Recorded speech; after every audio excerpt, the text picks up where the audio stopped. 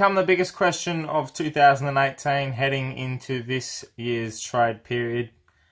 Should Port Adelaide trade Chad Wingard? What's your question? Is Chad Wingard at $800,000 plus? At 800. Overrated or underrated? Yep. Okay. Yep. You get paid what they're willing to pay you. That's right. So underrated. He's an All-Australian. He can be a star. Can play in the middle as he did. His second part of the year was actually pretty good. This is arguably, for some people that see this title or see this question, they'll be like, are you serious right now? What's going on? Then there's the other part of this fan base where it's kind of like, I'm open to the idea after the season Chad's had. Maybe he's not worth as much as we like. But I'm here today, so thank you very much for tuning in once again, Port fans. We're going to talk about should Port Adelaide trade Chad Wingard. We're going to look at both sides of the argument. Now, a lot of people will look at this title and think, this is absurd, without even watching this. Now, you'll get to this part and be like, well, what's this bloke going to talk about? Well, I'm going to discuss every part of this dilemma. It's a dilemma that Wingard has. And I'm on the Chad wagon. Don't get me wrong, I love Chad Wingard. I reckon he's a superstar. He's had a down patch recently, and by all means, he's at the right age, 25. You start to find your consistency a bit more, and once you find that rhythm, you become unstoppable. And he's in his prime. Maybe he peaked too early, and he has to rediscover that love.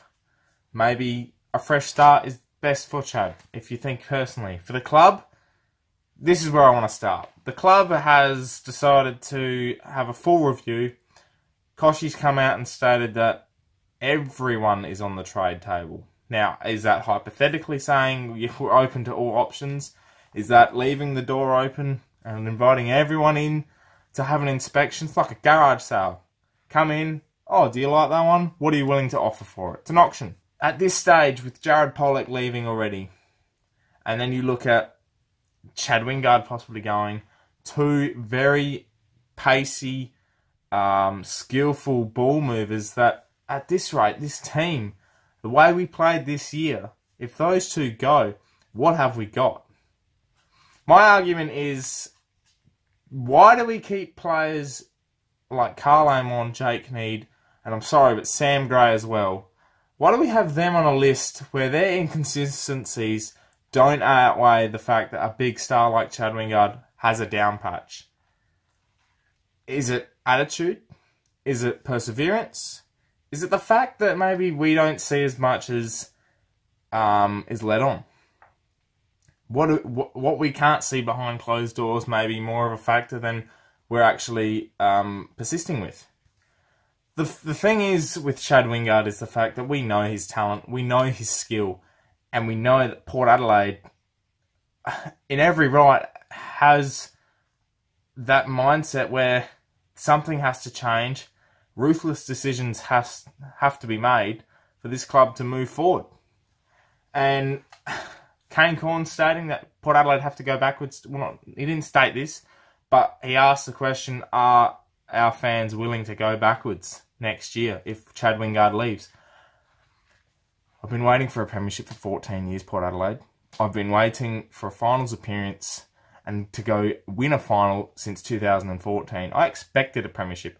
A lot of you guys would have expected a premiership after 2014. And what have we got? Nothing. A lot of people are going to come on here and say, this is, something that, we're just going to keep consisting with. Let me get this straight. My point of view, this is me talking, not the club, not people, not anyone that I know. This is me. So I'm being 100% real. My point is that this isn't Ken Hinckley's problem. This isn't just Ken Hinckley's problem. This is the whole football department. From Chris Davies, Ken Hinckley, Travis Boak, the players, the assistant coaches. This is everyone's problem. Collingwood did it with Nathan Buckley. They persevered with Bucks. He's played in a grand final. Richmond won a grand final. Collingwood and Richmond are two of the biggest clubs in Australia. They had problems. They fixed them by persevering with the head guy and clearing out everything else. Now they've recruited big name players, they've got a great culture, and just a great football program. We have this perseverance of continuing to go with something that doesn't work, yet we think it will work in the end. It's not how you run a football club. You continue with ideas. If we can experiment with ideas outside of the football department, why can't we do it on the inside? There's no consistency with our club at the moment, and this is why Chad Wingard is up for trade. And this is why our supporters are being pissed off. So, let's look at Chad Wingard. If he goes, what are we looking at here? Well, the Western Bulldogs, Hawthorn, even the Bombers are on his tail at the moment. They're throwing big contract numbers at him. Chad Wingard's come out and stated multiple times the media aren't always telling the truth, whether that's at the fact that maybe he doesn't want to go and the club's pushing him out, or the fact that everything they're saying is not actually what's coming in. That's a big if, and that's a big myth to what cryptic messages Chad's sending out, and the club's sending out too. They've obviously stated that if he goes, then we want good compensation. What do we get for him? I say no less than 2 first-round picks for Chad of his capabilities, and his talent that he has and his skill is undeniably something that Port Adelaide need to keep if we're going to have any chance of making finals, winning a final, or going on to a grand final, even winning that premiership. So that brings me to the big question: what do we pay Chad if we want him to stay? From next year's obviously under contract already. What does it need to be to keep him? Is there anything more than 700k? Is there anything more than 800k? I know there's a number floating around at the moment from the Bulldogs. Apparently 850,000 for 6 years. That's an astronomical contract. And undeniably, Pollock took the Godfather offer. We didn't want to build up our price for Jared Pollock, so do we do that with Chad? Or is it when we trade him, do we look for something, if whatever club it is, we get 2 first-round picks. So if Hawthorn come in, they obviously finished 5th or 6th, so they're going to have pick 13 or 14, depending on compensation. So what do we have then? The Bulldogs, well, they've got pick 6.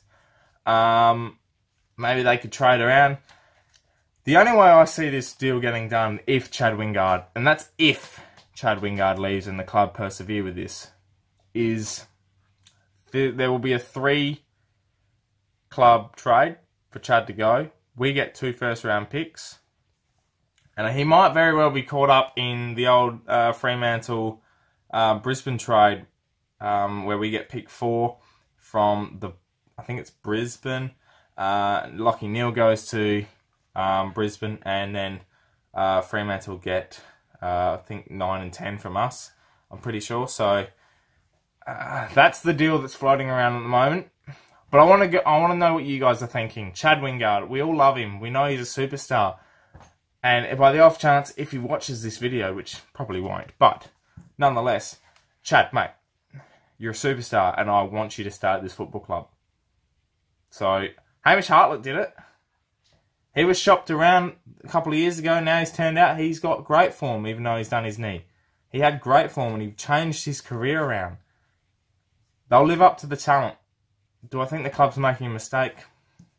We'll wait and see. I'll tell you at the end of 2019. But until then, Chad Wingard needs to stay. And this club needs to figure out what it's going to do to move forward. Otherwise, we're going to have big issues going into 2019. And who knows? We might not even be in the top 8. Well, Port fans, thank you very much for watching this video. I know it's a bit of a different discussion topic, and I know a lot of people are angry at this discussion, and by all means, I understand completely what you're feeling. And a lot of us are just frustrated and want this talk to go away. The silly season is the worst part of the year for some. It's exciting for others, but we're on the raw end of the scale here, and everything's just been floating around. So we'll wait and see what the club has to say, what Ken Hinkley and Chad end up doing. It will happen in a couple of weeks' time. Thanks for watching, Port fans. Make sure you subscribe to the channel if you're new for plenty more Port Adelaide content. Don't worry, a lot more fun is to come. See you next video. My name's Anthony, and as always, can't pet.